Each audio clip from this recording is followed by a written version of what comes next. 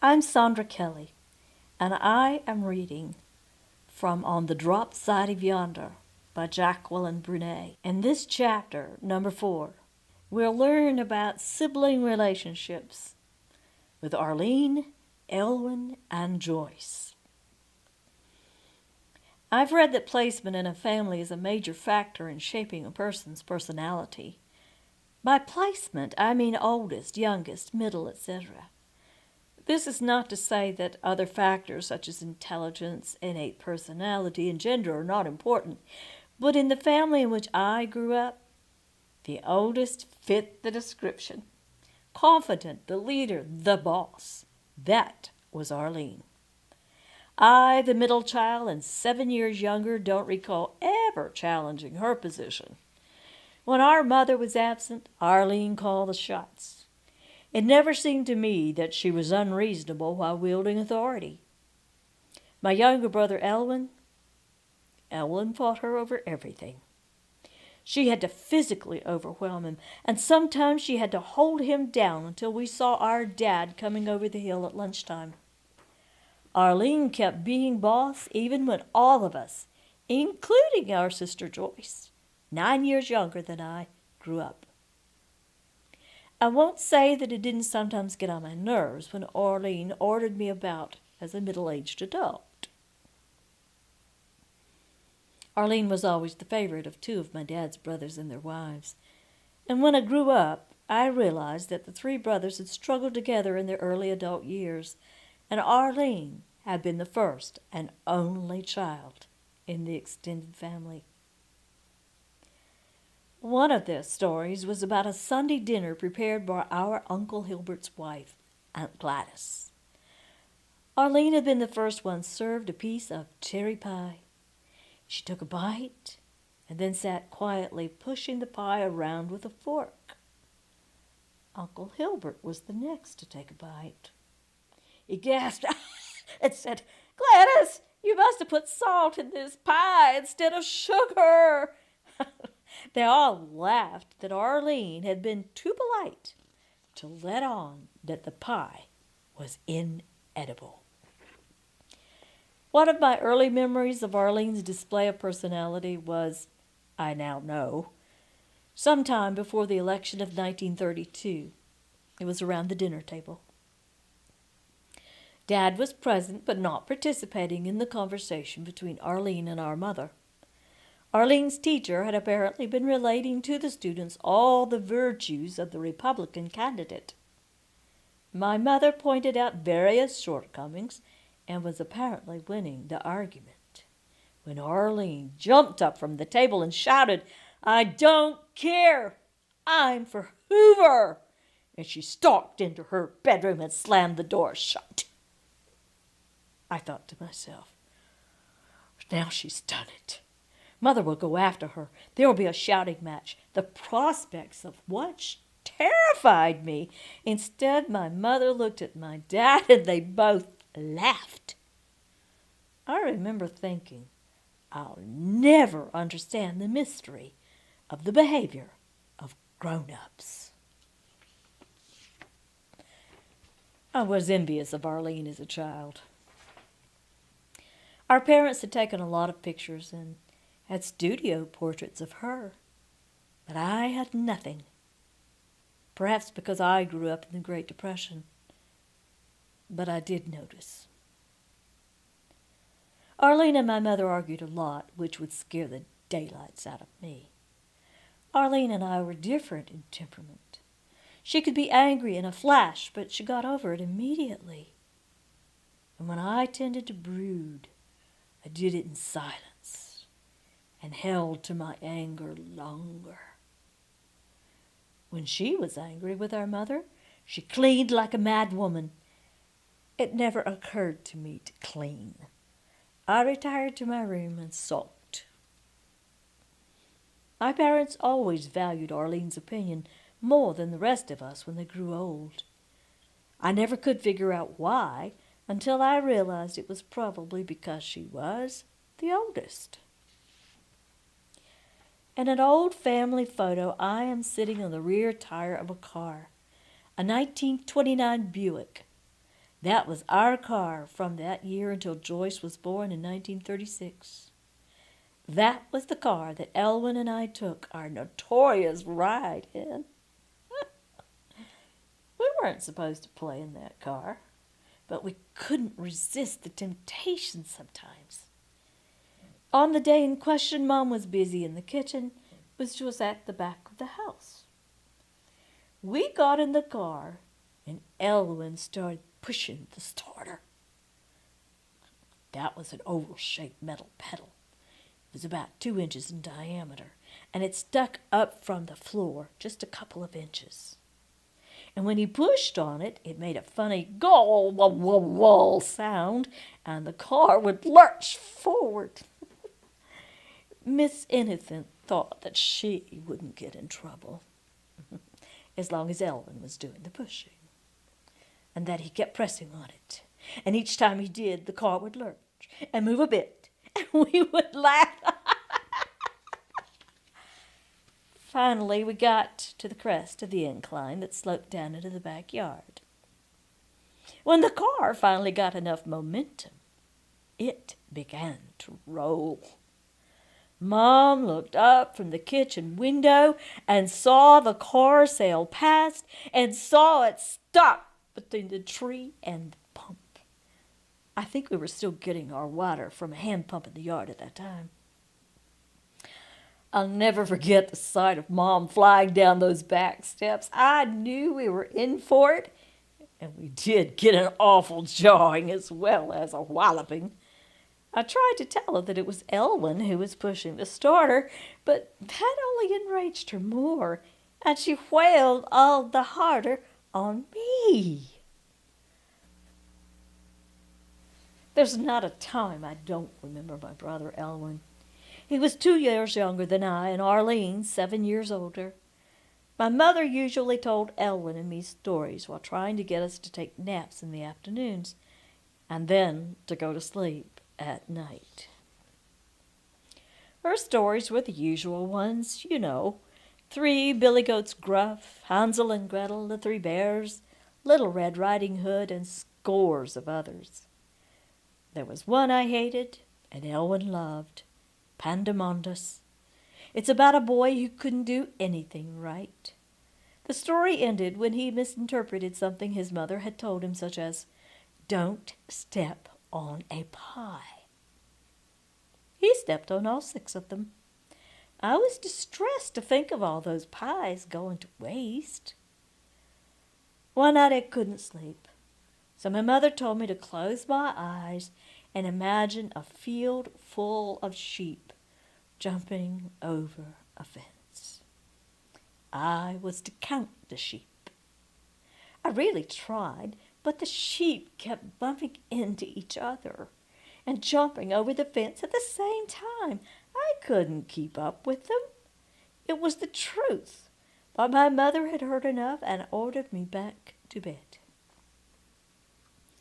One of my oldest memories took place in shallow water in Jocelyn Lake. I don't recall the ages involved, but obviously Elwin was still a baby and just old enough to sit up. I was near him, and my mother was a few feet away talking to another adult, when Elwin fell right over and couldn't right himself up again. My mother screamed at him, "Pick him up!" I knew I couldn't really pick him up, but I took him by the feet and held him head down the best way I could. I didn't know what I'd done wrong.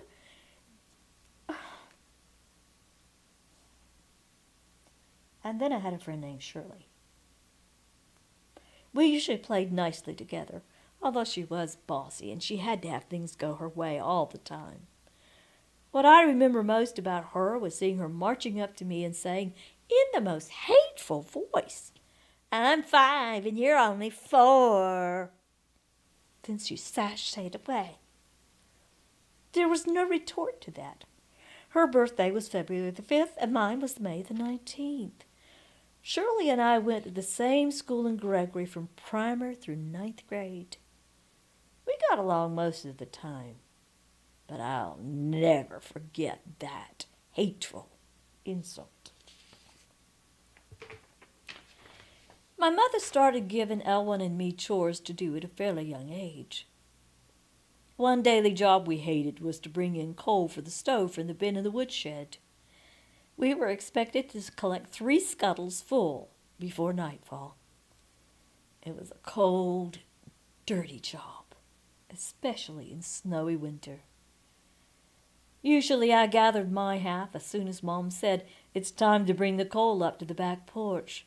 But as usual, Elwin was in no hurry. He ignored each suggestion that he get his part done. Usually he put it off over and over until dusk, and then whined that he was afraid of the dark. I was furious when he was made to help. I was made to help him get his half. He sang a few ha-has, and you have to help me's. I was boiling mad, of course. Elwin and I got ourselves into trouble more than once. He was a brash, daring kid, and I was quiet and terrified of our mother's anger. The minute she started coming after us after some infraction, he would howl piteously and received only half the spanking I suffered. I was not allowed to cry, and it seemed I was usually reminded that I was older, and I should have known better. Even when I was not involved, I found commotion upsetting. For example, Elwin would sometimes swear when Mother corrected him. She would grab him, and if he continued, sometimes washed his mouth out with soap. He screamed and continued until she put him down. On the better side, I sometimes was able to go places Elwin could not. I overheard my mother say that she could take me anywhere, and I would behave, unlike my brother. When I was a little older, I heard her tell somewhere that I was not like the rest of the family. She enjoys her own company more than she does other people, she said. I suppose it was partly true. I could entertain myself, but I also enjoyed my friends after I started school. Well, in addition to that Buick incident, which was about the worst trouble Elwin and I ever caused, another episode etched into my brain is the almost ice cream disaster. Eating homemade ice cream was a joyous treat that required really thick cream, and that had to come from the dairy, and vanilla and sugar, sacks of ice, and a hand-powered ice cream freezer. Usually it was saved for a holiday or some other sort of special occasion. This time 3 quarts of cream had been brought from our milk provider and placed in the cellar. Elwin and I were there before the grinding of the freezer began, when I decided to jump over the 3 bottles. Unfortunately, Elwin then decided he would do the same. Over went the quarts of the precious cream, leaving glass wreckage and a large puddle. It was a sad couple of kids who went to Mom to confess. Much to our joy, however, after a severe scolding, she bought more cream, and we had our delicious dessert. Most of our summers in childhood were ordinary. My mother was one of the very few women in Gregory who could drive a car. So she took us swimming in Jocelyn or Portage Lake on hot summer days. We went to circuses when they came to nearby Jackson, and to movies when a suitable one came to Howell. She also took us once each summer to a Detroit Tigers game. We sometimes made a trip up north to visit my grandparents, and I spent a few days with my second cousin, Virginia, an only child, in Ann Arbor. The rest of the time, we did what all the other kids did. We entertained ourselves after home chores were done. The summer of 1936, the time of my sister Joyce's birth, changed and enriched the lives of the entire family. My chores at that time consisted of the usual: cleaning up my bedroom, drying the dishes, sometimes hanging the clean clothes in the clothesline to dry. Actually, I didn't enjoy the chores. I must have been somewhat lazy as I look back at myself. Another tedious job was pulling weeds in the vegetable garden. Still, it seems to me I had a lot of time to play.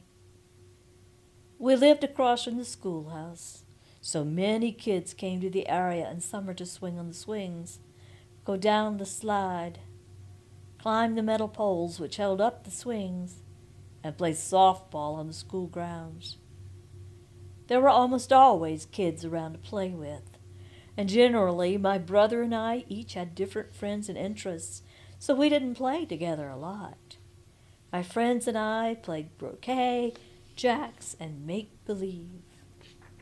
In the month of June, the year I was 9, I went to stay for a whole week at my second cousin Virginia's.